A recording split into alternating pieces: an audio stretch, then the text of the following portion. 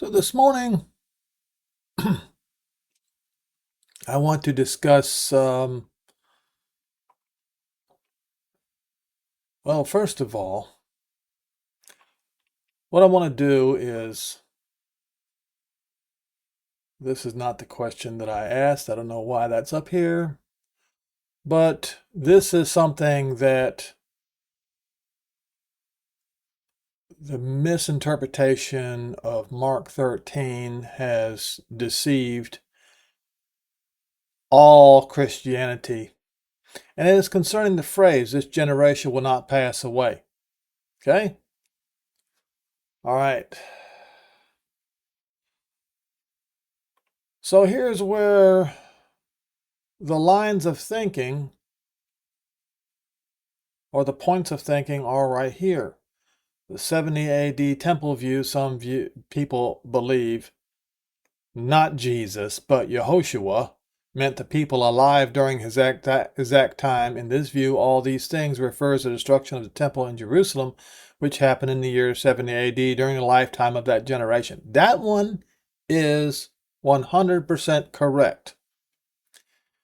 But unfortunately, the vast majority of them believe this second one, the future end times generation. Others think that not Jesus, but Yehoshua meant a future group of people. In this view, this generation means a group of people who will be alive on the earth when the final end times signs actually start. And why would they believe such nonsense? Well, it is because of something that Cyril, one of the so-called church fathers, in his 15th catechetical lecture, said in point number 9, 10, 11, 12, somewhere in there, where he basically said exactly the opposite of what Paul said in Romans 11.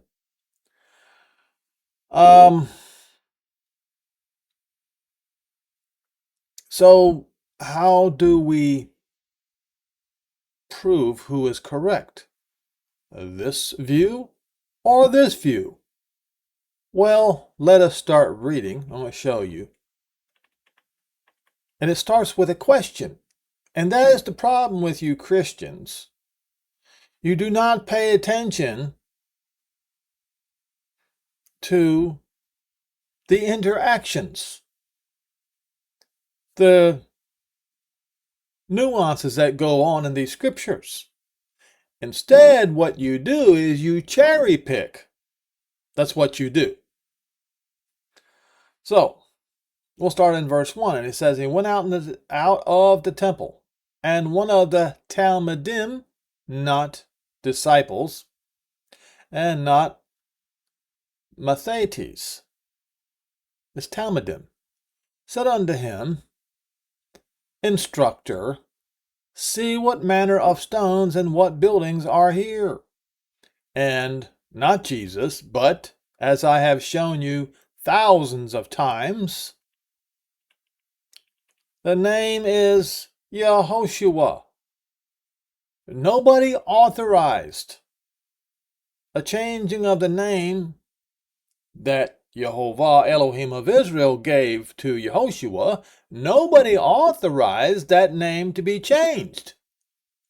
Anyone who tries to change that name is trying to supersede the Creator himself, thinking you are greater than the one who named him. Answered and said, See ye these great buildings?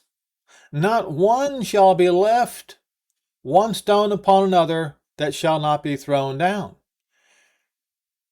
What was the question again?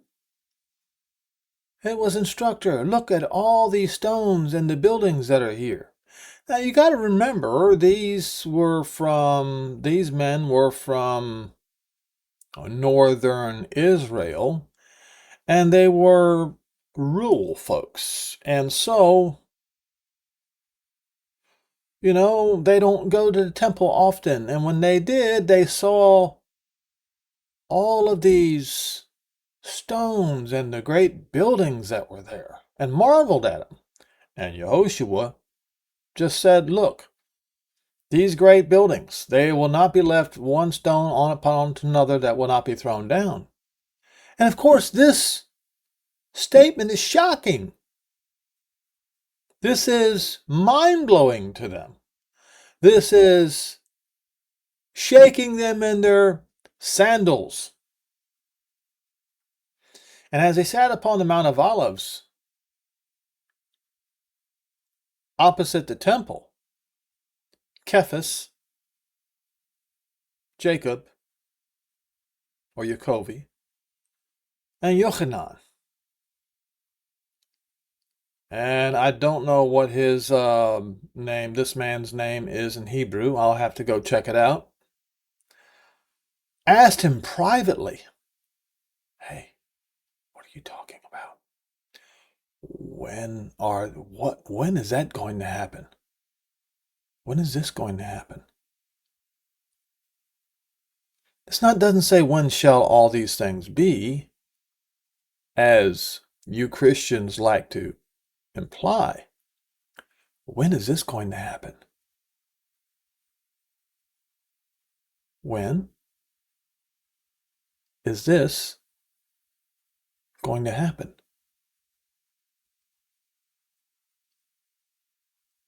That's the question. When are these buildings going to be thrown down and not one stone left on top of another? What? They asked him privately. They've never heard of such a thing.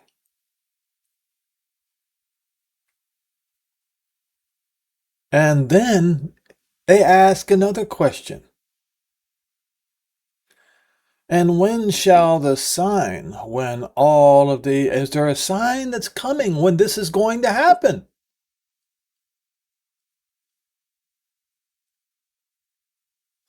And Yehoshua answered them and began to say, take heed that no man deceive you, for many shall come in my authority. Cause. What is this authority and cause? His authority and cause is Mashiach, saying, I am Mashiach, not Christ. Not Christ.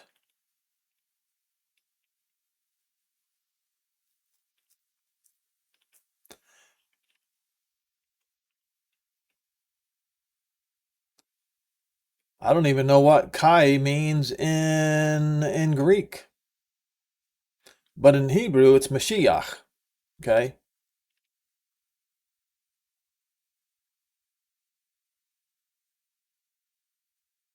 Let me go look at this again, make sure Oh, they've got it in parentheses, which means the word isn't even there. Okay, so let's read it again. See, this is why you have to be careful, because King James Version inserted a word that doesn't belong there. Verse 6 again, for many shall come in my name, or as in my authority and cause, that's Mashiach, all right, saying, I am. Saying that they are the one, that they are the Mashiach, because the word, they come in his authority, and they shall deceive many. Now, who were these people? Has anybody even bothered to ask? I mean, he was talking about when the temple was going to be destroyed, right? And after also. Look,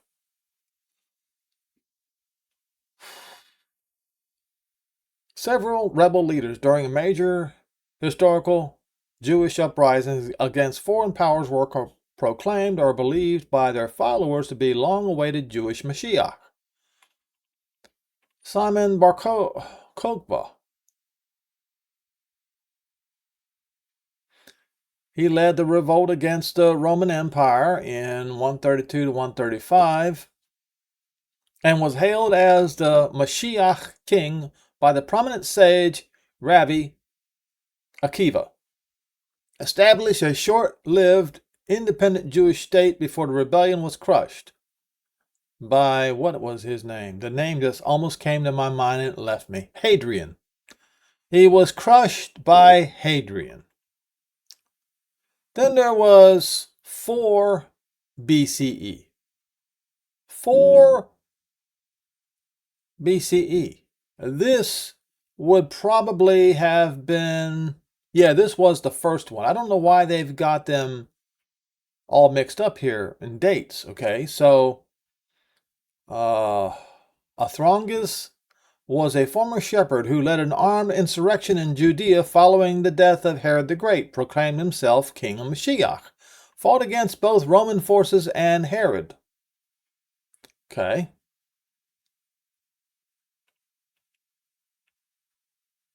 And this probably occurred right about the time when Yehoshua was still alive, or maybe, somewhere around that time. Then there was Menachem ben Yehuda. This one is probably the most important character, the most deceitful one. Menachem ben Yehuda, 66 CE. This was the leader at the start of the First Jewish-Roman War. He claimed royal and messianic status. According to the historian Josephus, took control of Jerusalem briefly before being captured and executed. Then there was yet another one in that era. Shimon bar Giora was a powerful military commander during the First Jewish-Roman War, was acclaimed as a messianic savior by his followers. He led the defense of Jerusalem against the Roman siege before his execution in Rome. Then there was Nehemiah ben Hushiel, which was much, much later, led a Jewish revolt against the Byzantine Empire with Persian support, briefly took control of Jerusalem, was viewed in apocalyptic writings as Mashiach ben Yosef. Now, many Jews believe there's a Mashiach ben Joseph that is coming, or Yosef, I should say. That would be incorrect. There is no Mashiach ben Yosef coming. So, these are the people who came in his name, or in his cause, or in his authority as Mashiach, saying that he's the one, but he did not say the word Christ. And it says, and also shall deceive many, and you shall hear wars and rumors of wars, be you not troubled, for such things must needs be, but the end not yet. Now, the end of what? Do we even know what this means? Is it the end of the age? That's not what he's talking about. That's not what he's talking about. For it says, Goyim, or a Gentile, shall rise against Gentile, and kingdoms against kingdoms. And there shall be earthquakes in different places, and there shall be famines and troubles, and these are the beginnings of sorrows. Now, you got to remember, there was the great famine in the days of Claudius around the world. Or was it in middle? It might have been in the Middle East. I'm not sure. I think it was in the Middle East. But it says, these are just the beginning. Take heed to yourselves, for they shall deliver you up to councils. Who is they? Well, you know who they are. And in the synagogues, and you shall be beaten, and you shall be brought back before rulers and kings for my name, for my sake, as a testimony against them. Well, that was back in those days. Once again, all of this is in those days, while the Talmudim were still alive. And the glad tidings to Zion, and not gospel, must first be published among all the Gentiles. And it was.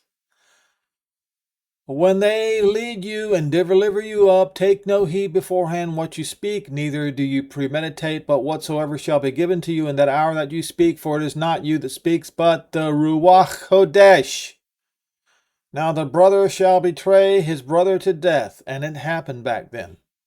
And the father betrays his son to death, and it happened back then. And the children shall rise up against their parents, and it happened among the Jews back then, and cause them to be put to death. Why? Because the name Yehoshua, not Jesus.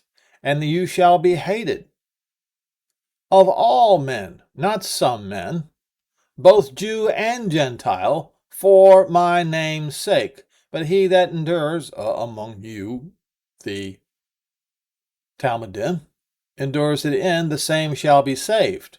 But that also applies to those of you who believe once saved, always saved. This proves that you are lying.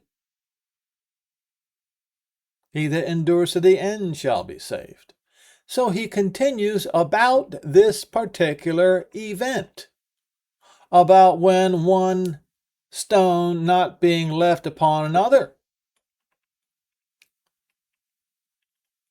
And when you shall see the abomination spoken of by Daniel the prophet, and remember what I told you, some of you actually think that this is an event yet to come.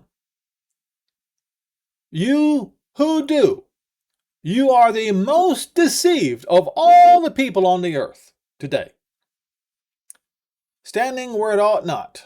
Let him that reads understands. What in the world is he talking about? He's talking about something that Antiochus IV did. So this happened previously, but it was going to happen again. Who did this again? It was Caligula. Caligula did it. I did many videos on this.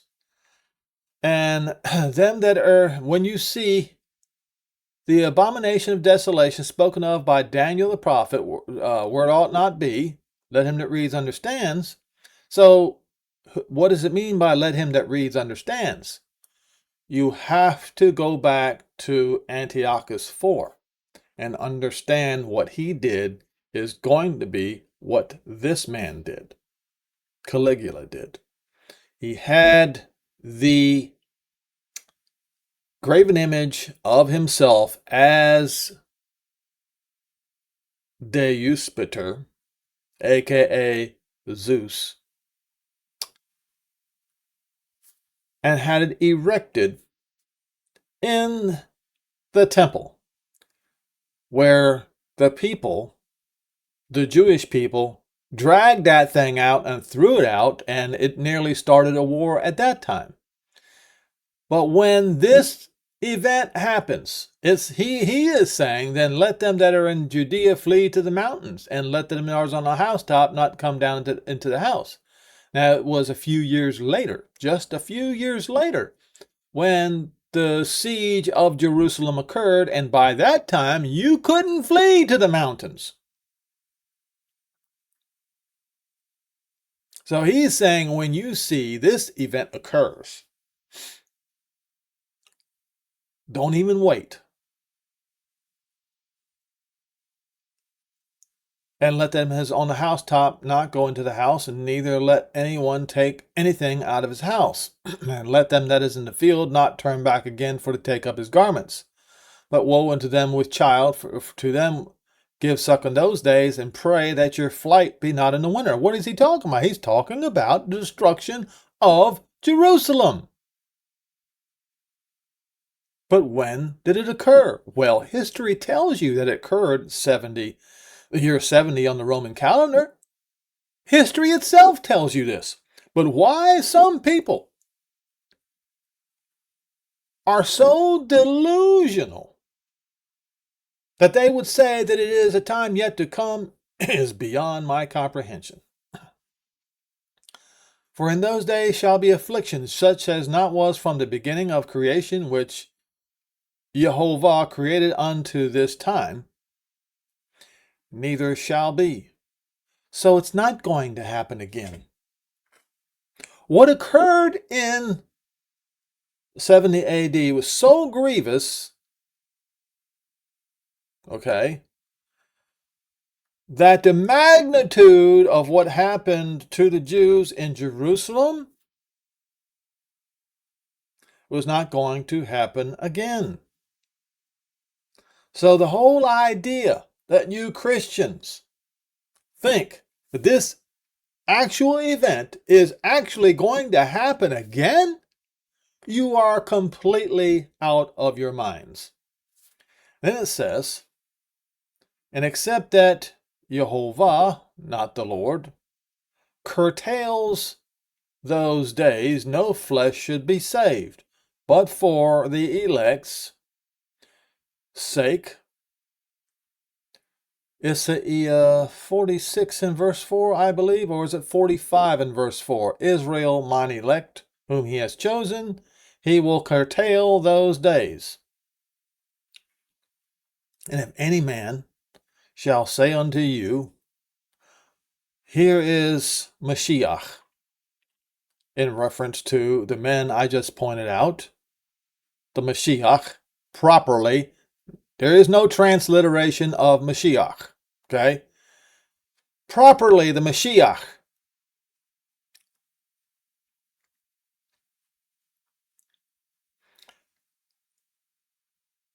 Or he is there, believe him not. For false Mashiach, pseudo-Mashiach, and false prophets shall arise and show a sign and a marvel to cause to go astray the strong and powerful.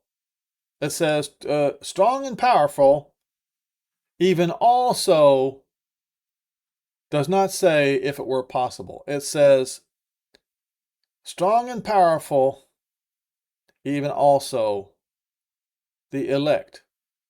But take heed, behold, I have foretold you all things. So far, he is only talking about the destruction of Jerusalem that occurred on the year 70 on the Roman calendar.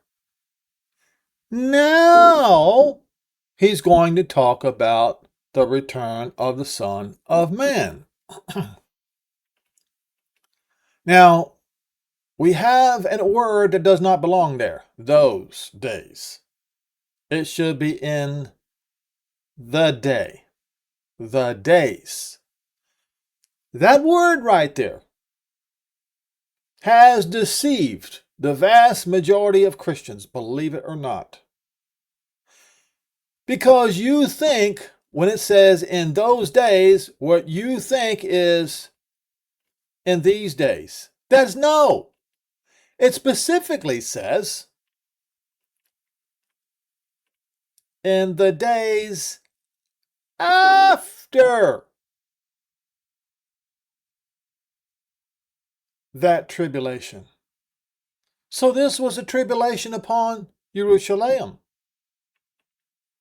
Okay. And he goes on to explain further that in these days, after that tribulation, no man knows when it begins. No man, not even the Mashiach himself. You must pay attention, folks. And some of you who know me personally, you are still asking me questions online that all you have to do is go on Bible Hub, click Strong's Concordance, and you would find it, the answer to. But you're not willing to do the studying yourself. Don't depend on me to do your studying for you. Because you see, my life is short, just like if you depend on me, you're depending upon a man. Don't depend on me. Do your own study. No, it is in the days. In that day after that tribulation, meaning in the days.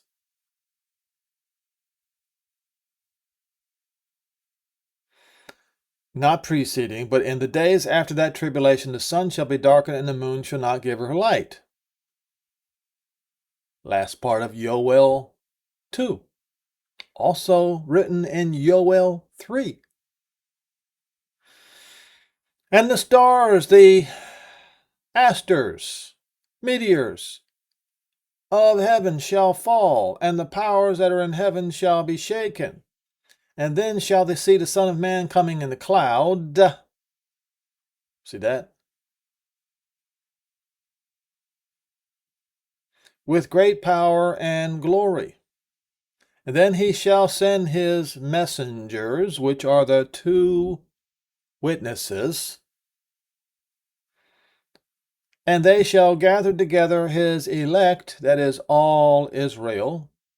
Israel, mine elect. Use Bible Hub and look up the 3 words. Israel, mine elect. And you will find the truth. From the 4 winds, from the uttermost parts of the earth, exactly as Moshe said in Deuteronomy 30. Beyond the horizon, the utmost parts of the earth. And it says, until the extreme of heaven. Well, what does that mean?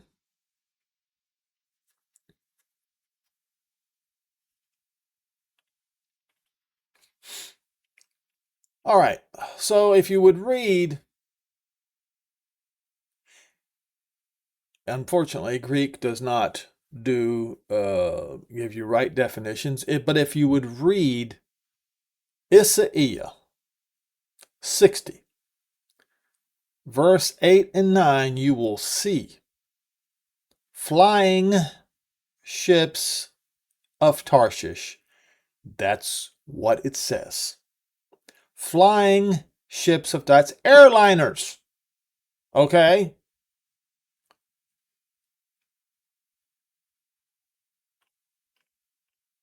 Now, so he says this, now learn a parable of the fig tree. When her branch is yet tender and puts forth leaves, you know that summer is near. So what is he talking about again? He's talking about the destruction of Jerusalem. When you see the abomination of desolation standing where it ought not be, or if you see Jerusalem surrounded with armies, then you know its desolation is nigh. Now learn a parable of a fig tree. When her branch is yet tender and put forth leaves, you know the summer is near. So, in like manner, when you shall see these things come to pass, you know it is near, even at the door. This is simple first, second, and third grade language here, folks. Now he says this. Now verily I say unto you, this generation shall not pass until all these things be done. What is he talking about? He's talking about not one lone stone left on top of another. He's talking about the destruction of Jerusalem that occurred in the year 70 on the Roman calendar. And he says, heaven and earth shall pass away, but my words shall not pass away. Well, it occurred. It was done. It was in the days of that generation.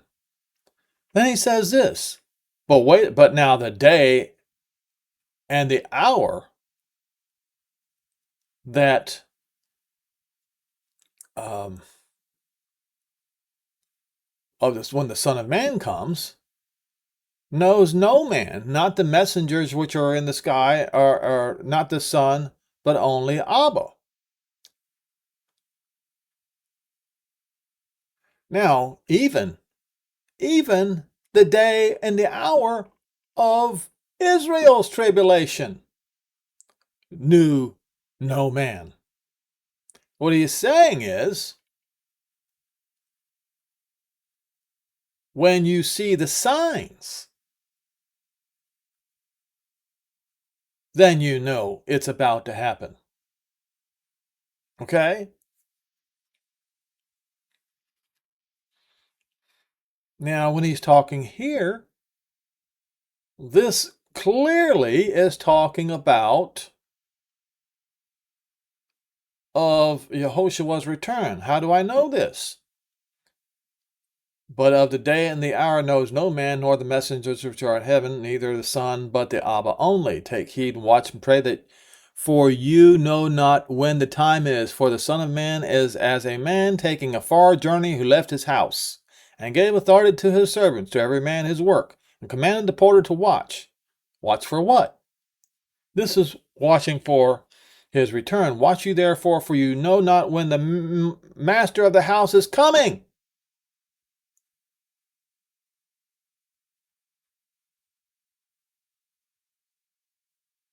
Now, you see what you Christians did.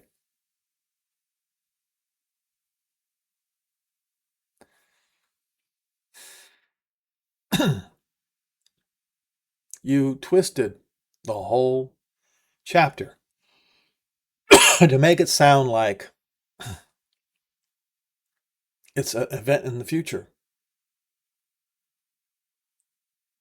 And in so doing, you are not watching, because you are still waiting.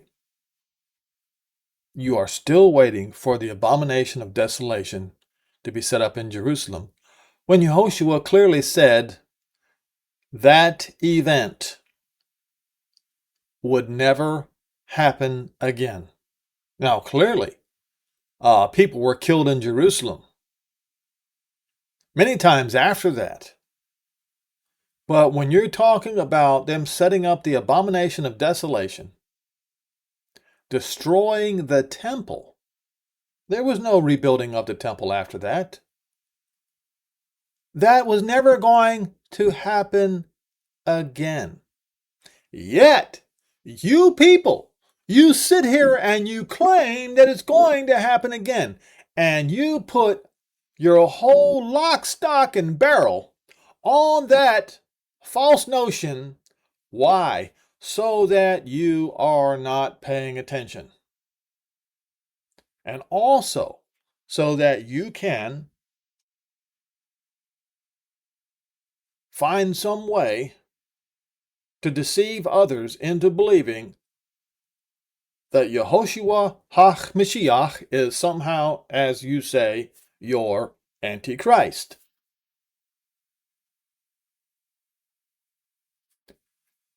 So, I believe this is going to conclude this video.